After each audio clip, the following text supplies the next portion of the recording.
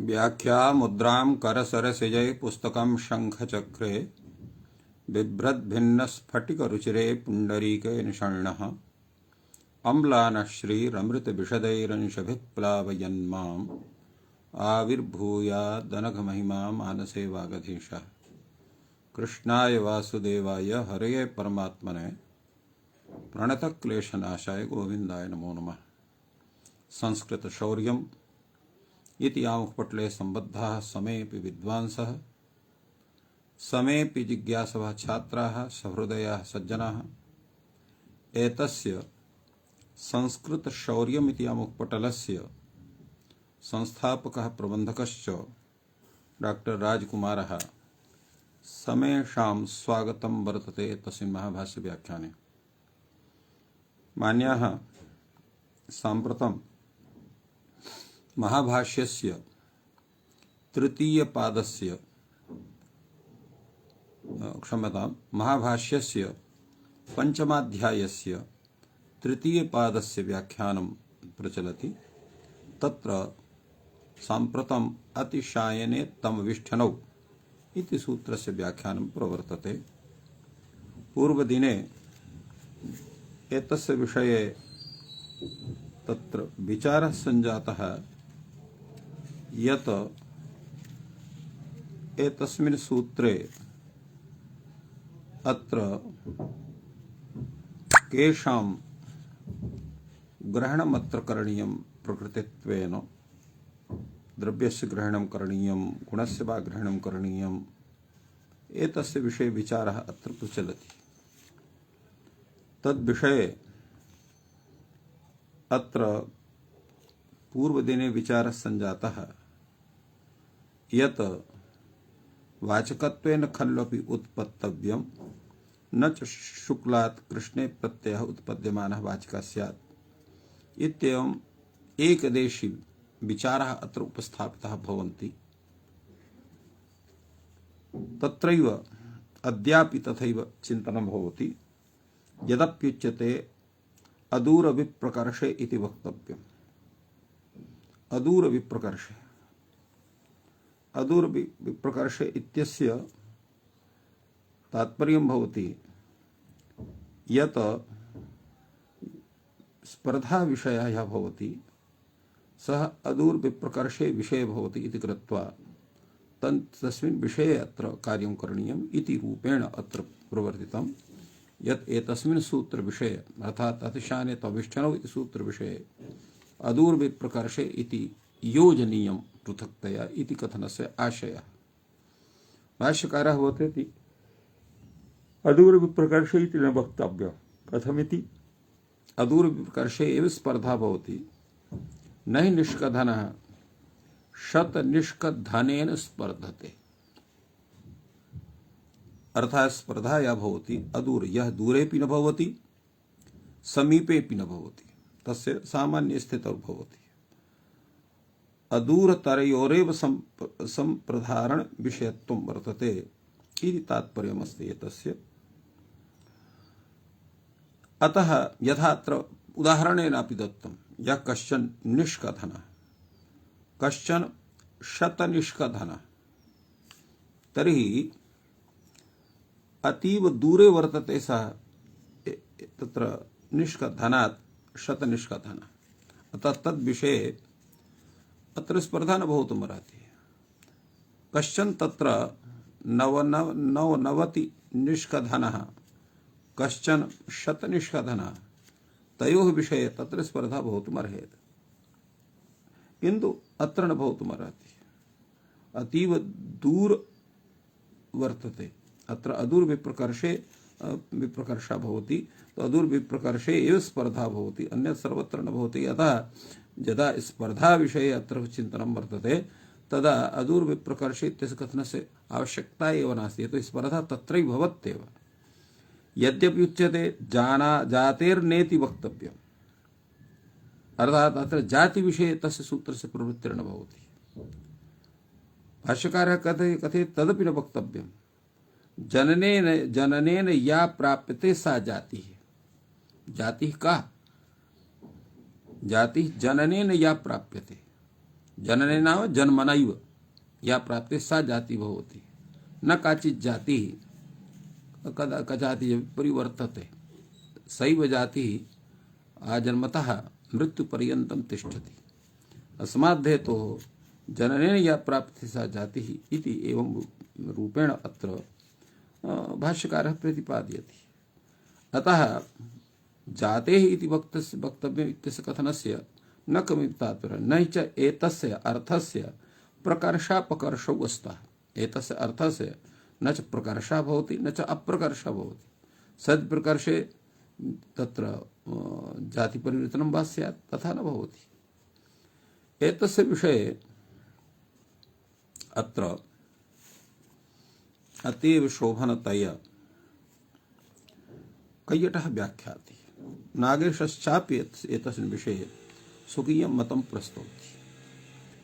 किञ्च कैयटकथनं कैयटः कथयति जननेन या प्राप्ते सा जातिः इति प्रतीकमादाय अयत्न लभ्यत्व प्रतिपादन परमेतत्। यतो हि जाति कीदृशी अयत्न लभ्या भवति यत्नेन न जातिः प्राप्यते। अर्थात कश्चन एवं भूतः जनः यत् स्वकीयम् अधिकं परिश्रमं विधाय तत्र जातेः परिवर्तनं न कर्तुं शक्नोति। यथा कश्चन अब्राह्मणः शास्त्राणि अधीत्य अन्यानि कर्माणि कृत्वा आत्मानं ब्राह्मणम् अवगन्तुं न शक्यते। एतत् तत्र जननं तस्य अब्राह्मण क्षेत्रे अभवत्। अस्मात् हेतोः स एव तत्र ब्राह्मणः भवितुमर्हति यः ब्राह्मणी माता तत्र जननीतः एवं ब्राह्मण तत्र जनकात् यस्य उत्पत्तिर्वर्तते स एव तथा भवति। एवं तत्र क्षत्रियादीनां कृतेपि वर्तते। एवं अन्यासु जातिषु अन्य जातिषु विद्यमानेषु जनेषु तत्र एवं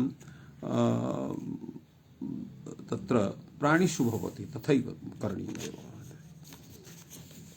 यथा अत्र अयत्न लभ्यत्व प्रतिपादन परमेतत् नित्यानां परमाणादीनां जननाभावात् तद्गतायाः जातेः जननेन अप्राप्यत्वात्। अयत्न लभ्यत्व प्रतिपादन पर नित्यानां परमाणादीनां जननाभावात्।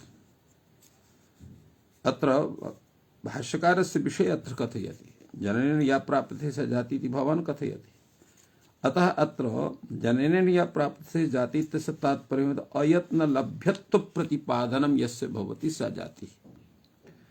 कथमिति चेत् अन्यथा तत्र ये यानि नित्यानि वस्तूनि सन्ति तत्र जातिस्वरूपस्य सिद्धिः न भवितुमर्हति। अनिवार्यरीत्या नित्यानां परमाणुवादीनां जननाभावात् तद्गतायाः जातेः जननेन अप्राप्यत्वात् तत्र जाति प्रकारः न भवितुमर्हति।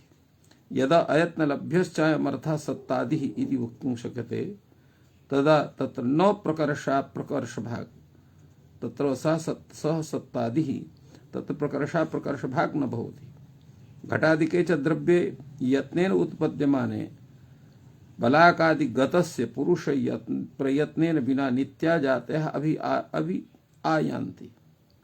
कथमिति यथा घटादिकं द्रव्यं वर्तते तो घटादिके द्रव्य यत्नेन उत्पद्यमाने बलाकादिगतस्य पुरुष प्रयत्नेन विना बलाकादिगतस्य पुरुष प्रयत्नेन विना नित्या जातयो व्यक्तिम आयान्ति। नित्या जातयः स्वयमेव पुरुष प्रयत्नं विनैव आयान्ति।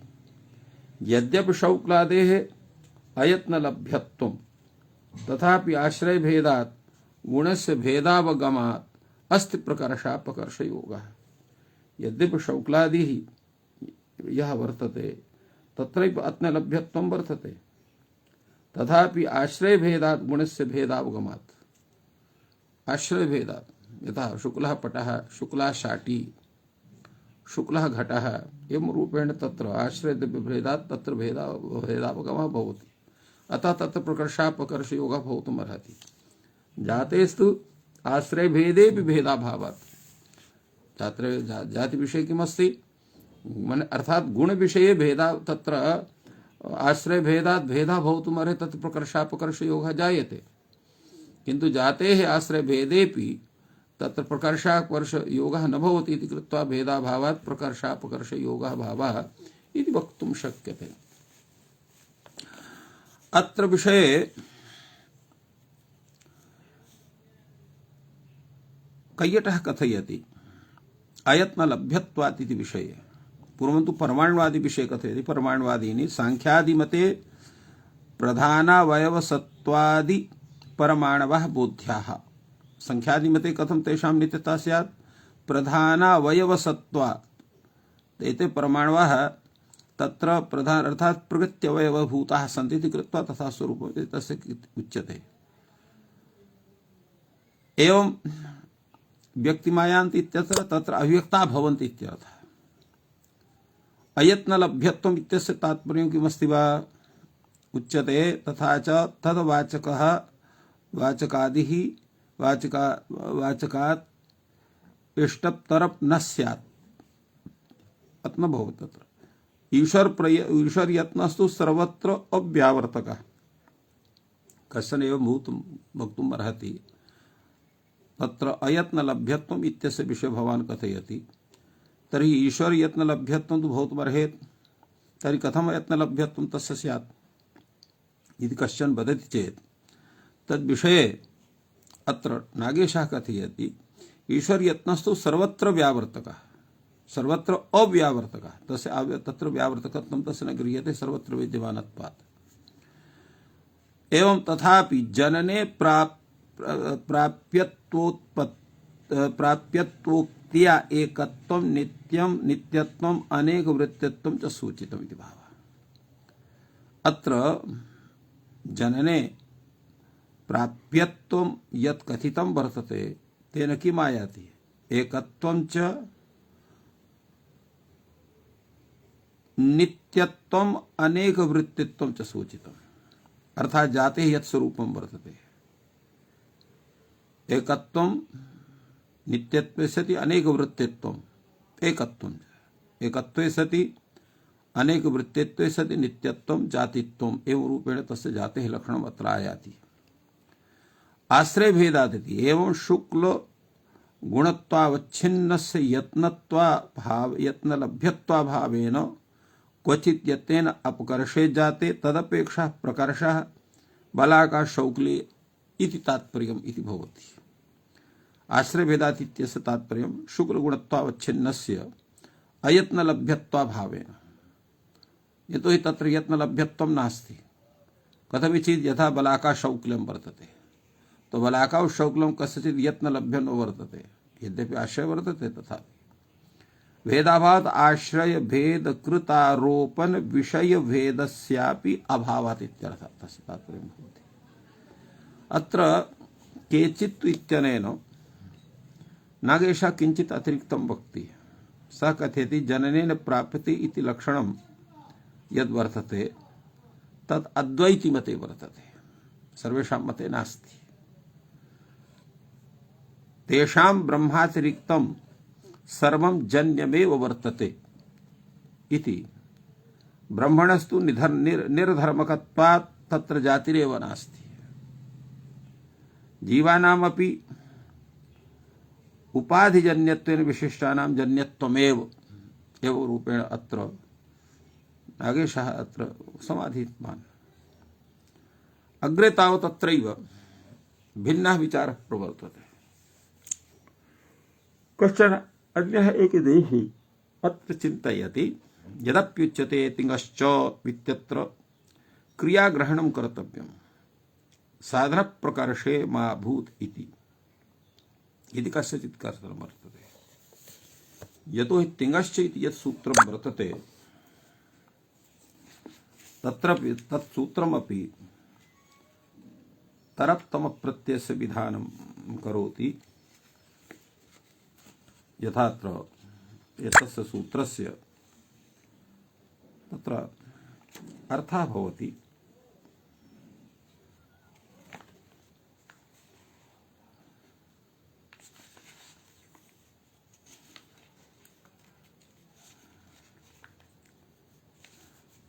तिगंतात् अतिशयोदीयते तमः स्यात्।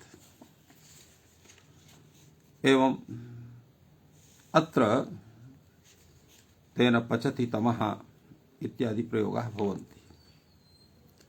तो अत्र तिङ्गस्य इति विषये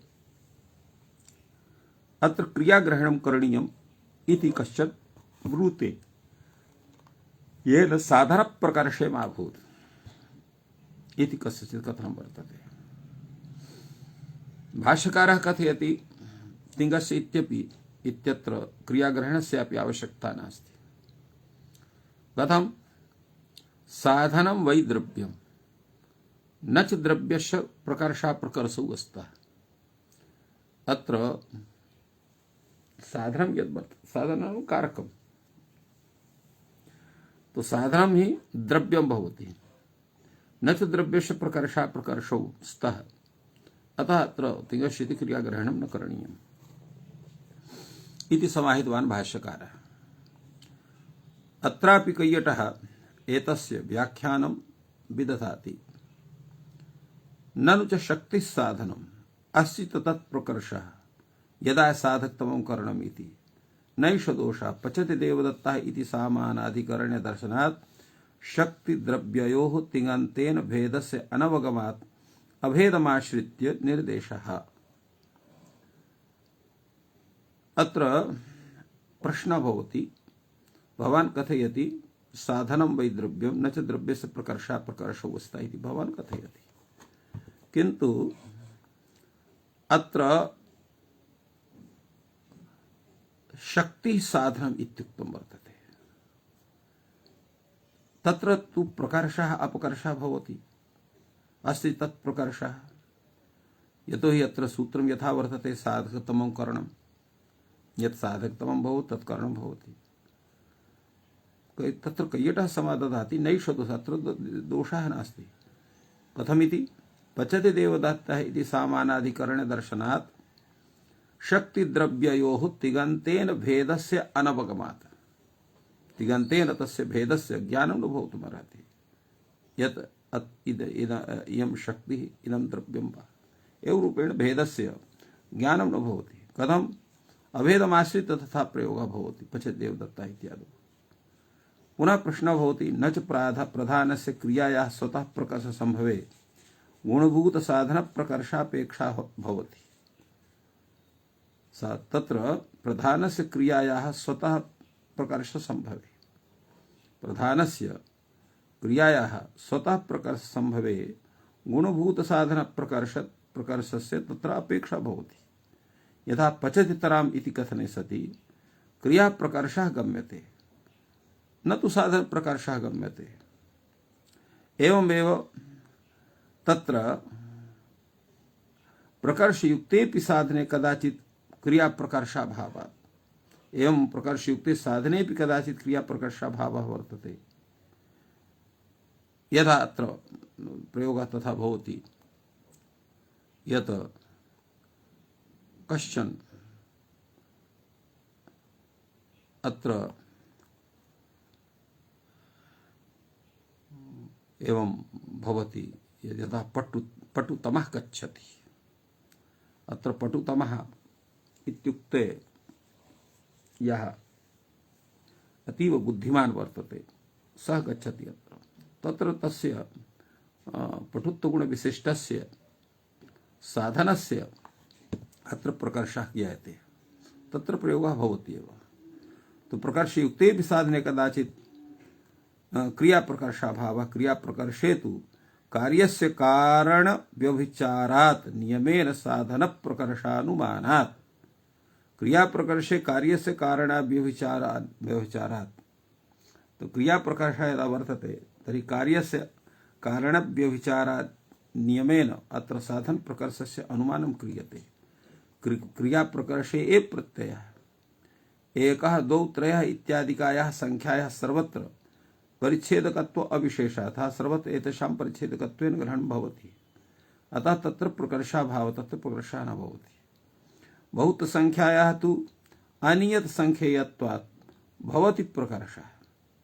बहुत इत्यत्र त्रयः अपि जनाः बहुत संख्या विशिष्टा भवन्ति चत्वार तथैव चत्वारः पञ्च षट् सप्त तत्र परार्धपर्यन्तं सर्वेषां तत्र बहुत्वेन उल्लेखः भवितुमर्हति। अतः तत्र प्रकर्षः भवितुमर्हति। बहुत संख्याया तु अनियत संख्येयत्वात् भवति तत्र प्रकर्षः बहुतरा इति एवं रूपेण भवति। एवं उन्मान प्रमाण परिमाणानाम प्रकर्षाभावः अत्र विज्ञेयः। भाष्यकारेण तु जाति प्रकर्षाभावोक्त न्यायानुसारेण गम्यमानत्वात् तस्य विषये न कथितवान्। एवं रूपेण अत्र विचारः सञ्जातः। अत्र नागेशोऽपि अत्र भेदस्य अनवगमात् इति यत् कथनं कैयटस्य वर्तते पचति देवदत्तः इति सामानाधिकरण्य दर्शनात् शक्तिद्रव्योस्तिगन्तेन भेदस्य अनवगमात् अभेदमाश्रित्य निर्देशः इति विषये अत्र नागेशः वक्ति। द्रव्येण अभेदम आपन्नैव शक्तिः तिङ्गा अभिधीयते। द्रव्येण कटपटादि मनुष्य स्त्री पश्वादि द्रव्येण अभेदम आपन्नैव शक्तिः, शक्तिः नाम कारकं साधनं तिङ्गा अभिधीयते। तिङ्गा अर्थात तत्र तिवादिभिः अभिधीयते कथ्यते कर्तृत्वेन कर्मत्वेन करणत्वेन एवं रूपेण तेषां तत्र स्वरूपं वर्तते। ननु अभेदोऽपि द्रव्याभेदात् शक्तौ प्रकर्षाभावः वा कल्प्यः। अभेदेऽपि द्रव्याभेदात् द्रव्येण द्रव्यात् अभेदः वर्तते इति शक्तौ प्रकर्षाभावः वा कल्प्यः। उच्यते शक्त्यभेदात् द्रव्ये प्रकर्षो वा कल्प्यः। शक्त्यभेदात् शक्तेः अभेदात् द्रव्ये प्रकर्षः वा कल्प्यः इत्यत्र कश्चन विनिगमकः नास्ति। अर्थात अभेदेऽपि द्रव्याभेदात् शक्तो प्रकर्षाभावः वा कल्प्यः अथवा शक्त्यभेदात् द्रव्ये प्रकर्षो वा कल्प्यः इत्यत्र किं करणीयं? तत्र कश्चन विनिगमकः नास्ति इति कृत्वा शक्तिप्रकर्षेण द्रव्यप्रकर्षे परशुत्तरेण इत्यापत्तिः स्यात्। करणे सर्वकारकेभ्यः प्रकर्षत्वात् तस्मात् शक्तिप्रकर्षः न द्रव्यप्रकर्षकः सुतरां तद्द्वारा न क्रियाप्रकर्षकः। एवं रूपेण एतस्य तात्पर्यम् अत्र बोधितवान् कैयटः इति प्रतिपादयति अत्र नागेशः। अग्रे तावत् अत्र विचारः प्रवर्तते यत् नागेशः एव अत्र प्रकर्षयुक्तेऽपि इति यत् कैयटस्य कथनं वर्तते तत्र अयं स्वीयं विचारं प्रस्तौति। यथा अत्र पचतितराम् इति चोक्ते क्रियाप्रकर्षः गम्यते न तु साधनप्रकर्षः प्रकर्षयुक्तेऽपि साधने कदाचित् क्रियाप्रकर्षाभावात् इति प्रतीकमादाय अत्र कथयति नागेशः। साधनप्रकर्षेण क्रियाप्रकर्षः न नियतः इति न तत्प्रकर्ष व्यवहारेण क्रियाप्रकर्ष व्यवहारः इति एतस्य कैयटस्य तात्पर्यं वर्तते। तो एवं अत्र स्वीयं विचारं प्रस्तौति नागेशोऽपि। अग्रे तावत् पुनः अत्र विचारः प्रवर्तते स्वतन्त्ररूपेण। किं पुनरेकं शौक्ल्यम् आहुष्यत नाना, अर्थात शुक्ल स्वरूपं यत् सर्वत्र लभ्यते तेषु उपलब्धेषु शुक्ल स्वरूपेषु भेदो वा भवति अभेदो वा भवति इति प्रश्नः। किं पुनः एकं शौक्ल्यम् आहुष्यत नाना, प्रश्नस्य उपरि प्रश्नः भवति किञ्चातः अनेन किम् आयाति भवतु नाम तत्र सर्वाणि शुक्लानि तुल्यान्येव या एकमेव। किमत्र तत्र मुख्यः विचारः भवान् तत्र भवता तत्र इष्यते यद्येकं प्रकर्षः न उपलभ्यते उपपद्यते नहि तेनैव तस्य प्रकर्षः भवति। यदा एकं तत्र शौक्ल्यं वर्तते तदा प्रकर्षः न भवितुमर्हति। नहि तेनैव एकेन तस्यैव एकस्य प्रकर्षः कदाचित् ज्ञातो भवति। अथ नाना तत्र भवन्ति शौक्ल्यानि, तर्हि समानगुणग्रहणं कर्तव्यं। शुक्लात् कृष्णे मा भूत् इति करणीयं भवति। समानगुणग्रहणम् अत्र करणीयम्। तो शुक्लात् कृष्णे मा भूत् इति अत्र एतस्याम् अवस्थायाम् अत्र भाष्यकारः समाधानाति। अस्तु एकं शौक्ल्यं तत्तु विशेषवत् इति अत्र प्रतिपादयति। अत्रापि कैकेटस्य कश्चन नूतनः विचारः अत्र आगतः। किं पुनरेकं शौक्ल्यम् आहोषित नाना इति प्रतीकमादाय। अत्र कैकेटः सम्यक् एतस्य व्याख्यानं विदधाति। स कथयति ननु समान धर्मोपलम्भात् विशेषणाग्रहणाच्च न संशय ग्रहणाच्च संशयः नहि च अनेकयोर्विशेषाग्रहणं नैष दोषः एकस्य भेदव्यवहारे दृश्यते। यथा परुद्भवान् पटुरासीत् पटुतरश्चैषवः अन्य एव अयं संवृत्तः तथा अनेकस्मिन्नपि एक व्यवहारे दृश्यते। यथा भिन्नापि क्रिया निवृत्तभेदा आख्यातेन अभिधीयते इत्येको उच्यते। तत्वतः तु भवद्भिरास्यते भवन्त आसते इत्यादि भिन्नैः कर्तृभिः साध्यानि संवेतानि भिन्नानि एव आसनानि एकत्वं चाश्रित्य उक्तं न तिङन्तानि एकशेषारम्भं प्रयोजयन्ति क्रियायाः एकत्वात् इति। एवं च किमेकं शौक्ल्यम् आश्रयवदात्तुपचरित भेदम् उत अनेकमेव इति संशयात् अत्र प्रश्नः उपपन्नः इति कैकेटः समाधानाति। तात्पर्यं किं वर्तते एतस्य कैकेटग्रन्थस्य? यत् समानधर्मोपलम्भात् अत्र विशेषणाभावः विशेषाग्रहणाच्च इति संशयः भवति। न च अनेकयोः विशेषाग्रहणं तत्र न चैकानेकयोः एकस्य अनेकस्य मध्ये विशेषस्य ग्रहणं न भवति। उच्यते अत्र दोषः नास्ति। एकस्य भेदव्यवहारे दृश्यते लोके। यथा परुद्भवान् पटुरासीत्। परुद्भवान् अर्थात पूर्वं भवान् अत्र पटुः आसीत्। अधुना पटुतरः वर्तते। पटुतरश्चैषमः तत्र एकः एव जनः। तत्र भविष्यत्काले केवलं पटुः आसीत्।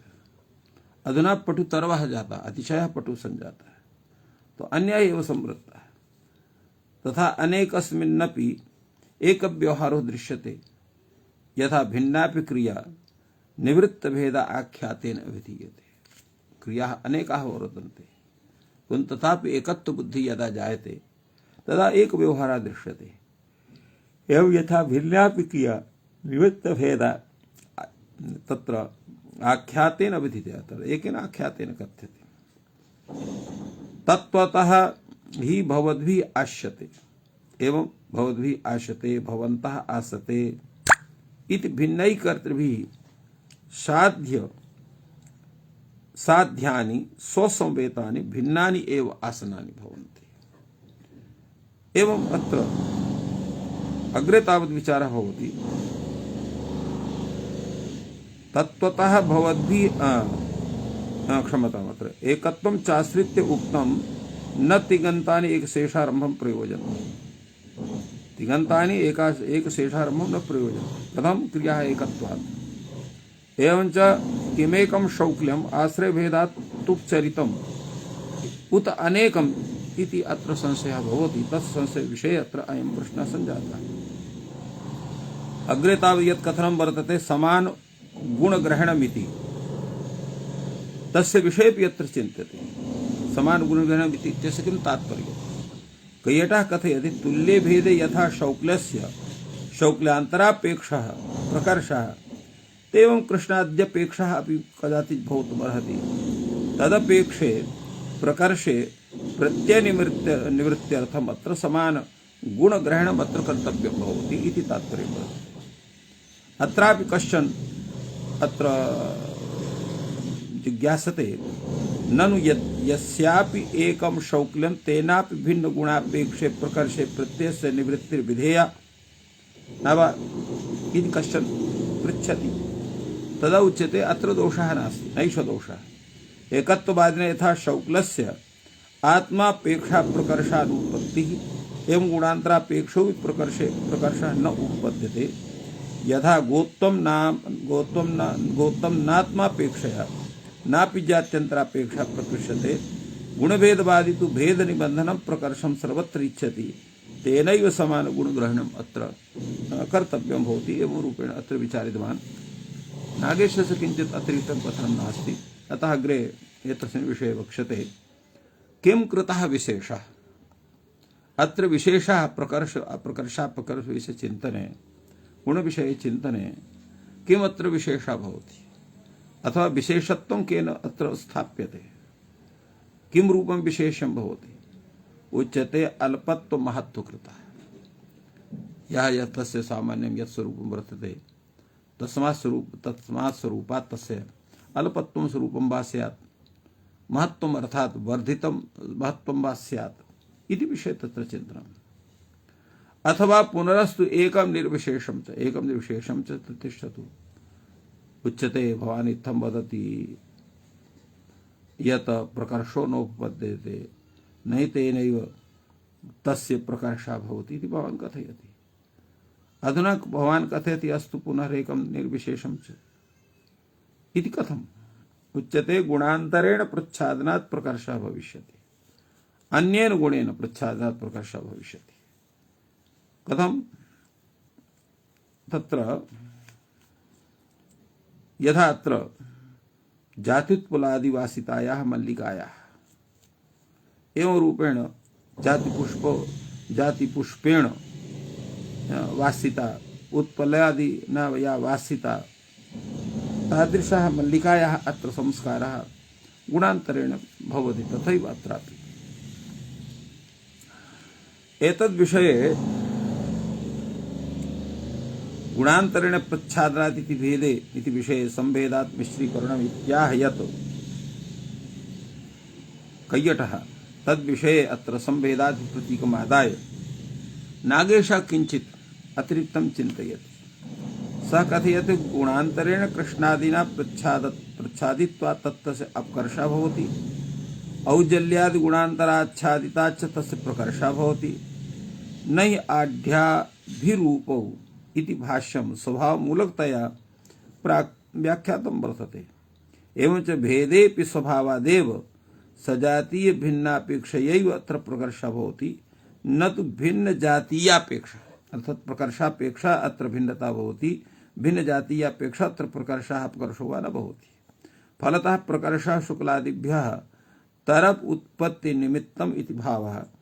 अत्र भगवता शुक्लादि गुणेषु अनेक पक्ष कथनेन व्यवहारोपपादक पदार्थानाम् अवास्तवत्वं सूचितम् इति कथनमस्ति। तात्पर्यं किम् आयातम् एतस्य यत् शुक्लादि गुणेन तस्य कृष्णादि गुणेन अपकर्षः अन्येन गुणेन वा अत्र औत्कर्षं तत्र एव न सूच्यते। अतः तत्र शुक्लादि गुणेष्येव अनेक पक्ष कथनेन व्यवहारोपादक पदार्थानां यद् वर्तते तस्य वास्तविकता नास्ति अवास्तविकता वर्तते इत्यादि। अतएव अत्र पूर्वमुक्तं गुणान्तरेण कृष्णादिना प्रच्छन्नात् तस्य अपकर्षः भवति शौक्लादि गुणान्तरात् आच्छिद्य तस्य प्रकर्षः भवति शौक्लस्य एवं प्रतिपादितम्। अथवा पुनरस्तु नाना स्वरूपं तस्य सत् ननु चोक्तं समान गुणग्रहणं कर्तव्यं शुक्लात् कृष्णे मा भूतिति तत् कथं भवतः एतत् कथनं वर्तते। भाष्यकारः कथयति न कर्तव्यं तस्य करणस्य आवश्यकता नास्ति समान गुणे एव स्पर्धा भवति न हि आढ्याभिरूपौ स्पर्धेते उत्पाद्यमानो वाचकस्य नारायण तो वाचक तत्र समान गुणे एव स्पर्धा भवति न आढ्याभिरूपौ स्पर्धेते या अतीव धनिकः भवति, या अतीव सुन्दरः भवति, तयोः मध्ये अत्र स्पर्धा न भवति। यः कश्चन न्यूनगुणः अपरः कश्चन तत्र उभौ न्यूनगुणौ तत्र आत्मानम् अधिकौ तत्र विधानार्थम् एते तयोः मध्ये स्पर्धा भवति।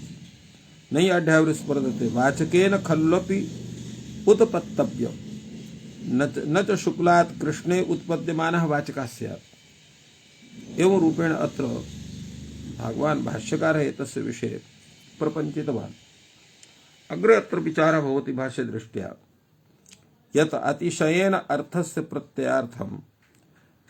प्रत्ययार्थत्वं प्रकृतिविशेषणत्वं वा किमस्ति इति विचार विषये अत्र भाष्यकारः कथयति किम् अन्तात् पुनरुत्पत्त्या भवितव्यम्, अर्थात किमन्तात् उत्पत्त्या पुनः उत्पत्त्या भवितव्यम्, अर्थात अतिशयने इति किं प्रत्ययनिर्देशः प्रत्यार्थनिर्देशः अथवा प्रकृत्यर्थस्य विशेषणं वर्तते, किमत्र वर्तते इति विषये प्रश्नः। अत्र समाधानं भवति द्वितीयान्तात् अतिशयमानात् शुक्लमतिशेते शुक्लतरः कृष्णमतिशेते कृष्णतरः, अर्थात् द्वितीयान्तं यत् प्रातिपदिकं तत्र अतिशयार्थे अत्र प्रत्ययः भवति। तो एवं तात्पर्यं वर्तते शुक्लमतिशेते शुक्लतरः कृष्णमतिशेते कृष्णतरः इत्येवम् अत्र अतिशयार्थस्य बोधः अत्र भवति। कैयटः अत्र विचारयति यदा तिङन्तेन विस्पष्टार्थं विग्रहवाक्यं प्रदर्श्यते तदा द्वितीयान्तात् तदुत्पत्तिः कृदन्तेन तु वाक्यप्रदर्शने षष्ठ्या भाव्यम् शुक्लस्य अतिशयनः एवं रूपेण तदा षष्ठ्यादौ सन्देहः भवति कर्तरि षष्ठी वा स्यात् कर्मणि वा कर्णे ल्युट् स्यात् कर्तरि वा ल्युट् स्यात् एवं रूपेण तत्र सन्देहः भवति, अथवा द्वितीया ग्रहणम् अत्र उपलक्षणार्थं भवति इत्यपि षष्ठी गृह्यते। तो प्रत्यार्थ सामर्थ्य लभ्या च समर्थ विभक्तिः इति कैयटः एतस्य व्याख्यानं कृतवान्। अत्र समेषामपि व्याख्यानं तुल्यमेव वर्तते, अतिरिक्तं व्याख्यानं न च नागेशस्य न च प्रदीपकारस्य अन्यस्य च वर्तते। अग्रे तावत् विचारः प्रवर्तते यदि द्वितीयान्तात् अतिशय्यमानात् विभक्त्युत्पत्तिः भवति तर्हि को दोषः इति कश्चन प्रश्नः।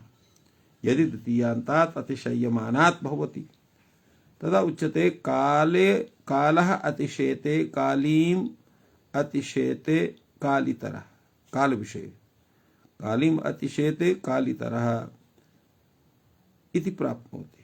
कालः अतिशेते इति कालीम् कालितर इति प्राप्नोति उच्यते कालतर इत्यस्य तत्र स्थितिः भवति, किन्तु कालः अतिशेते कालीम् कालः अतिशेते कालः इति विषये अतिशेते कालीम् इति कालितरः इति प्राप्नोति। कालतरः इति तत्र आवश्यकः वर्तते, तथा काली अतिशेते कालं कालतरः इति प्राप्नोति कालितरः इत्युच्यते। अत्र किं करणीयम् उच्यते तथा एवं रूपेण अग्रेपि तत्र प्रयोगः भवति। गार्ग्यः अतिशेते गार्गान् गर्गतरः इति प्राप्नोति। गार्ग्यतरः इति तत्र इष्यते। एवं गर्गा अतिशेरते गार्ग्यं गार्ग्यतरः इति प्राप्नोति गर्गतरः इति इष्यते। तर्हि एतस्य विषये अत्र चिन्त्यते। किं चिन्त्यते? अत्र खलु अत्र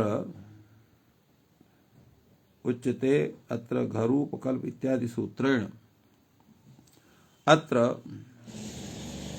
प्रश्नः अत्र भवति, तद्विषये अत्र चिन्तनं जायते। तो अत्र कालः अतिशेते कालीम इति कालितरः इति भवति, किन्तु किं भवति, अत्र कालः अतिशेते कालीम इति कालितरः इति प्राप्नोति कालतरः इति आवश्यकं वर्तते, तथा काली अतिशेते कालम् इति कालतरः इति प्राप्नोति कालितरः इति इष्यते। एवं अत्र गार्ग्य विषयेपि चिन्तनं भवति। कालीतरा इति भवति, एवं कालितरा इति घरूपकल्प इत्यादिना अत्र भवति। गर्गतरा इति प्राप्नोति इति विषयेपि कैयटः व्याख्याति, वृत्तौ अपि लुग् विधानात् संख्या विशेष संप्रत्ययात् बहुवचनात् प्रत्ययोत्पत्ति अविरुद्ध। तात्पर्य वर्तते यत्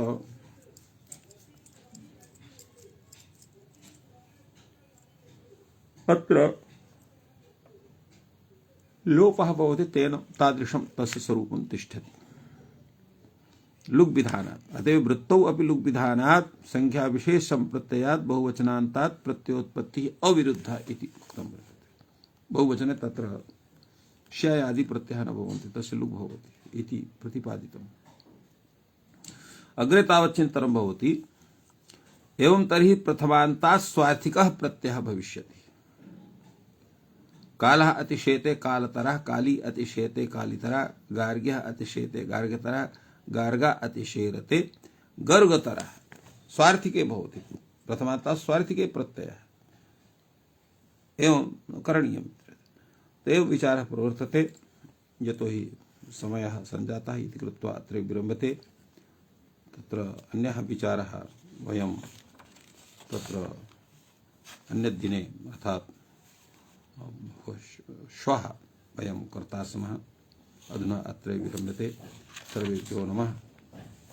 जयतु संस्कृतं, जयतु भारतम्।